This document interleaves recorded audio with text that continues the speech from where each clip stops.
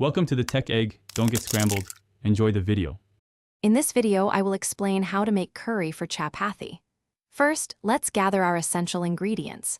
You'll need about 2 cups of your favorite vegetables, such as potatoes, carrots, or peas. For spices, have on hand 1 teaspoon each of turmeric, cumin, and coriander powder, plus half a teaspoon of chili powder. Don't forget 1 medium onion, 2 cloves of garlic, and a 1-inch piece of ginger for that aromatic base. Now, let's prepare the flavorful base for our curry. Heat about 2 tablespoons of cooking oil in a large pan over medium heat.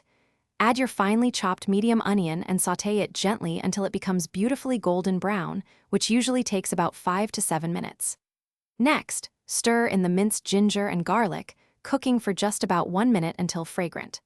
Finally, add your powdered spices, toasting them for 30 seconds. With our aromatic base ready, it's time to add the main components.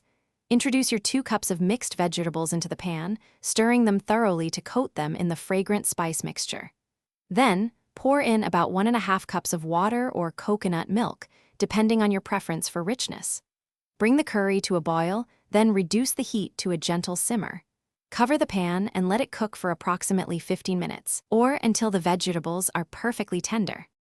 To complete our delicious curry, we'll add the finishing touches. Season generously with salt to your taste, and stir in about half a teaspoon of garam masala for an extra layer of warmth and flavor.